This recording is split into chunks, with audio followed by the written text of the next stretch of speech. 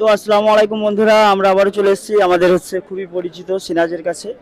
তো আমরা এখন আছি বহরমপুর কোর্টে। তো আমাদের এসআই নিয়ে অনেক সমস্যা হচ্ছে। আমার নাম অ্যাডজুডিকেশনে এসছে। তো প্রথমে তুমি কেমন আছো বলো? হুম, আলহামদুলিল্লাহ ভালো আছি আল্লাহর রহমতে। কিন্তু তো আমরা এখন কি করে বাঁচবো সেটা বলো। হ্যাঁ, আমাদের বেশি কথাই যাব না আজকে। হ্যাঁ অ্যাকচুয়ালি বাঁচার রাস্তা একটাই, হুম। গভর্নমেন্টকে পুরো উল্টে দেওয়া। গভর্নমেন্টটাকে উল্টে দেওয়া, গদি ডিগবাজি করাটাই হচ্ছে একমাত্র বাঁচার রাস্তা। এই যে পেরেশানি নর্মাল একটা লোক, আমার তোমার সঙ্গে জানাশোনা আছে, তুমি অ্যাডভোকেট, আমার প্রবলেমটা সলভ করে দিলে। আর তো সবার সঙ্গে জানাশোনা নেই, না, তার সময়ও নেই।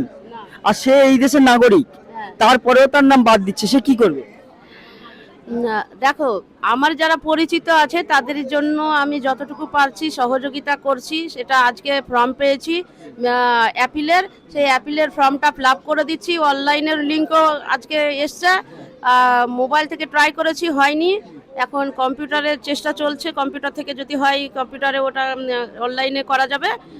আর যে অ্যাপিলের ম্যানুয়াল ফর্ম পেয়েছি, মানে অ্যাপিলের পিটিশন টাইপের জিনিস পেয়েছি, সেটা যাদের যাদের দরকার আছে আমার সঙ্গে যোগাযোগ করবে, আমি নিশ্চয়ই সবারই হেল্প করে দেব। তার জন্য যদি কেউ টাকা পয়সা আমাকে নাও দেয় আমার কোনো অসুবিধা নেই, কারণ এর আগে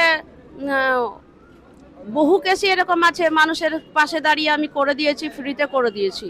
আর আমি সবচাইতে দরিদ্রতম দিল্লি সুপ্রিম কোর্টের আইনজীবী, রাস্তায় চলাফেরা করে। তো এখানে একটা বড় কথা বলেছে, উনি বলছেন যে যাদের এই সমস্যাগুলো আছে তারা মানে যদি ম্যাডামের সঙ্গে যোগাযোগ করতে পারে, সে কলকাতাতে হোক বা বহরমপুরে হোক, যেখানেই হোক, করতে পারে, সলভ করে দেবে। এমনকি সে যদি মনে করে যে আমি আমার কাছে টাকা নেই, আমি টাকা দিতে পারবো না, সেই ক্ষেত্রেও তুমি সলভ করে দেবে, তাই তো? হ্যাঁ, সেক্ষেত্রে আমি করে দেব। কারণ হচ্ছে অ্যাডজুডিকেশন, যারা আন্ডার অ্যাডজুডিকেশন আছে তাদের সম্ভবত কোনো ডকুমেন্টস সেখানে সাবমিট করার হয়নি বলেই সেই ফাইলটা তারা রেখে দিয়েছে। এবার পরবর্তীকালে সেই ফাইলটা রেখে দিয়ে কি করবে, ওই ডিলিট করে দিচ্ছে। এই যে ডিলিট করে দিচ্ছে, ভোটার লিস্ট থেকে নামটা ডিলিট করে দিচ্ছে, ডকুমেন্টস পাচ্ছে না।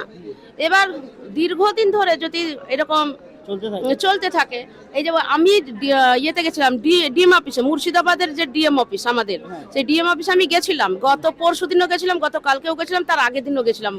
গত 6 দিন ধরে আমি যাওয়া আসা করছি ডিএম অফিসে। তার মধ্যে শর্ট আউট যেটা দেখেছি, নির্বাচন কমিশন, সেন্ট্রাল গভর্নমেন্টের, সেন্ট্রালের ফোর্স, সেন্ট্রালের অফিসাররা সমস্তটাই মানে একই পুকুরের মাছ এরা। তাই একটা পুকুরের মাছের জলে থেকে তারা, জলের মাছ জলের সঙ্গে কেউ কারো বিরোধিতা করবে না, এইরকম টেন্ডেন্সিতে জোটবদ্ধ হয়েছে।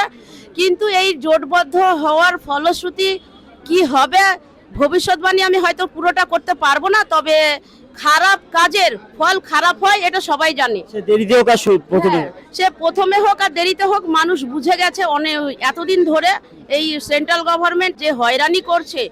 একটা সরকারের প্রথম দায়িত্ব কি থাকে, একটা সরকারের দায়িত্ব থাকে জনসাধারণের জন্য, যে চেয়ারটাই তিনি বসে আছেন, জনসাধারণের কল্যাণ কিসে হবে সেটা না করে অন্য মানে মানে নেতাদের কিসে সুবিধা হবে সেটা করার চেষ্টা করছে। প্রত্যেকটা মুহূর্তে নিজেদের আখের গুছাতে ব্যস্ত।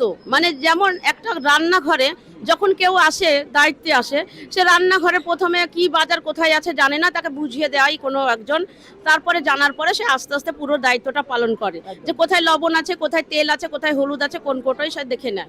কিন্তু 6 দিন ধরে ঘুরে ঘুরে ঝগড়া করে এটা, তারপরে ওরা গতকালকে বসেছিল, আমি শুনেছি গতকালকে বসেছিল, সেটা আমাকে এসডিও সাহেব বলেছেন। উনার কাছ থেকে শুনে আমি গতকালকের যে এটা শুনলাম, পেলাম নোটিফিকেশন, তারপরেই এই অ্যাপিলের জন্য পুরো রাজ্য বিশেষে অ্যাডভোকেট নিয়োজিত হয়েছে, তারপরে জেলা বিশেষে অ্যাডভোকেট নিয়োজিত হয়েছে। এত কিছু কেন? তো মোটামুটি সব মিলিয়ে কথা হচ্ছে, আমরা তো খুব হয়রানির মধ্যে আছি। প্রত্যেকটা জিনিস হয়রানির মধ্যে আছে। আগে দরকার ছিল বেকারদের জন্য চাকরির ব্যবস্থা করা, বেকারদের জন্য চাকরির ব্যবস্থা করা, তারপরে আনএডুকেটেড জন্য শিক্ষার আওতায় না, বেশি বেশি করে শিক্ষা খাতে খরচা বেশি করা, না তো সেই সব প্রশিক্ষণ বাদ শুধু চিটিংবাজি করে কি করে ভোট লুট করা যায়, আর ওদের চিন্তাধারা হলো। গত 6 মাস ধরে মানুষের ভোগান্তির শেষ নেই, তার মধ্যেই ভোটের দামামা বেজে গেছে। নমিনেশন গতকাল থেকে শুরু হয়ে গেছে। এবার জনতাই এখন যদি পারে এদেরকে গেড়ে দিয়ে নতুন সরকার গঠন করতে। তো যদি ভোট না দিতেই দেয় তাহলে জনগণ কি করে পারবে? আমার মনে হয় ভোট না দিলে পারে কোনো রাজনীতির নেতা তৈরি করার কোনো প্রয়োজন নেই। সমস্ত আমাদের ভারতবর্ষে যে ভোটাধিকার কেড়ে নিচ্ছে, সেই স্বাধীনতার আগের যে ঘটনা ছিল, মানে পরাধীন ভারতে যেরকম ছিল মানুষ, সেই রকমই যদি বিরাজ করে, তাহলে এই দেশটা স্বাধীন করার জন্য আমাদের মতো অ্যাডভোকেটদের জাগতে হবে, যারা চাই মানুষের উপকার হোক। মানুষের পাশে থেকে আন্দোলনে সবাইকে একত্রিত করতে হবে। তো বন্ধুরা, আমরা অনেক কথা বললাম, আরো আমরা আরেকটা ভিডিও শুট করব। তো অসংখ্য ধন্যবাদ আপনাদের ভিডিওটি দেখার জন্য। টাটা।